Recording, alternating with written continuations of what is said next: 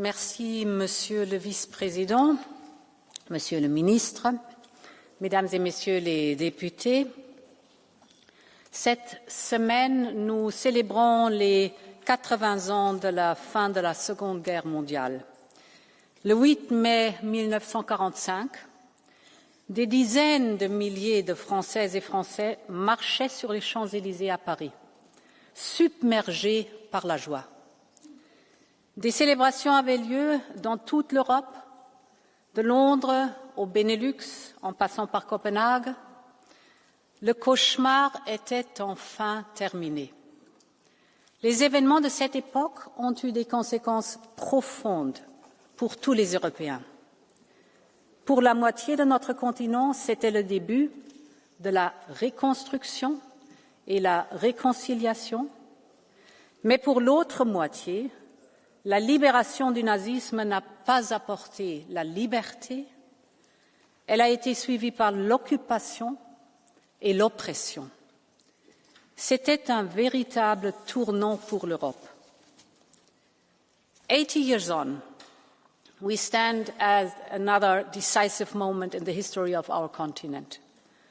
The war in Ukraine will eventually come to a halt, but the way the war ends will shape our continent for generations to come. The future of the Ukrainians is at stake, but so is ours. A bad deal could encourage Russia to come back for more. It would be a recipe for more instability and insecurity. Instead, a just and lasting peace could usher in a new era of prosperity for Ukraine and help us build a new security architecture in Europe. A just and lasting peace that ensures Ukraine's sovereignty, respects the territorial integrity, and upholds the European aspirations. This is the crossroad we face, and Europe has a huge stake. So we must do our utmost to strengthen Ukraine's hand. Because we've all seen how Russia negotiates. They bomb, they bully, they bury promises beneath rubble. Putin wants to force Ukraine to accept the unacceptable. So the task we face is to help Ukraine stand strong, defy Putin's intimidation, and engage in peace talks based on its own conditions. And today I would like to focus on how we can do so and on 3 priorities for our action. First, support Ukraine's defense. Second, complete the phase-out of Russian fossil fuels. And third, accelerate Ukraine's accession path to our Union. Let me start with the military side, the so-called porcupine strategy. Russia is a permanent threat for the whole of Europe, so Ukraine must be strong enough to deter any future attack with deterrence through denial. Europe has already supported Ukraine with 50 billion euros in military aid, but now we must move from a logic of aid to a logic of integration of our defence industries. And this is the central element in our white paper, Readiness 2030. We're encouraging our member states to place orders directly in Ukraine's defence industry, because this is the most effective and the most cost-efficient way to support Ukraine's military efforts. We're focusing in particular on defence tech and innovation.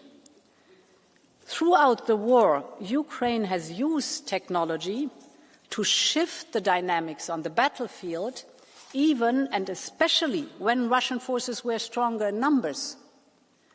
But we also know that Russia has also learned from the war. So our goal, together with Ukraine, is to be so strong that Ukraine is indigestible for any potential invader.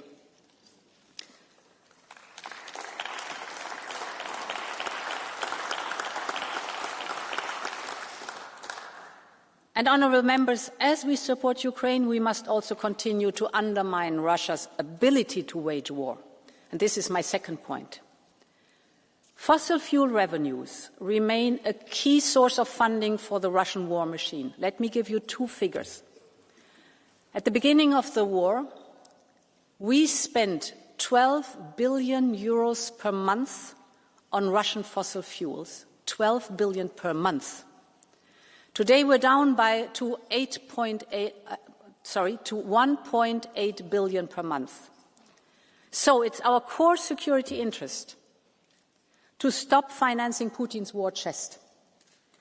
And for this we must stop spending billions on Russian energy imports. I know that there is indeed a clear majority in the European Parliament to favour to do this. Last November you voted to ban all imports on Russian fossil fuels. The Polish presidency is working hard on it. I also know that some are still saying that we should reopen the tap of Russian gas and oil. This would be a mistake of historic dimensions, and we would never let it happen. This has to be very clear too.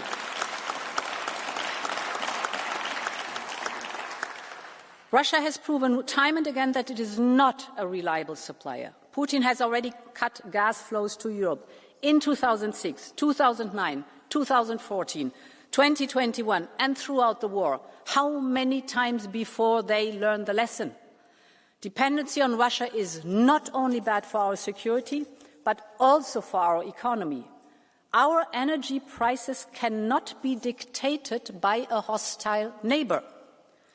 So good news is we have achieved incredible progress since the start of the war. That is the dimension.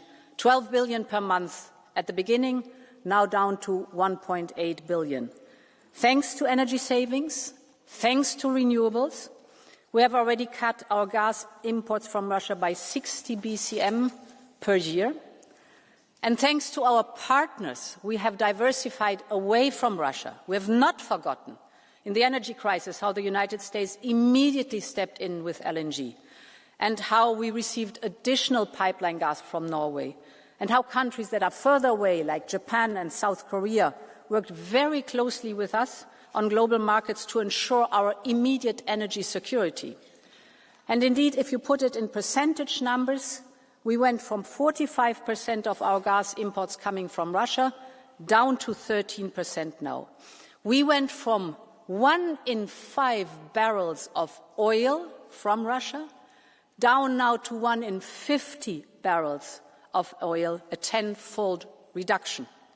But we have to go on further. We also have to admit that we see since the beginning of last year that energy imports from Russia have slightly bounced back. So we need a final push to phase out Russian fossil fuels. And this is the goal of yesterday's roadmap that we presented. As part of it, we will propose a ban on new contracts with Russia. We will as well put a ban on imports on the spot market by the end of 2025, the latest. So ban the contracts, ban the spot market for Russian fossil fuels. We will work to ban all remaining imports from Russian gas, both pipeline and LNG, by no later than the end of 2027. And we will also tighten controls on Russia's shadow fleet. So to be very clear, the era of Russian fossil fuels in Europe is coming to an end.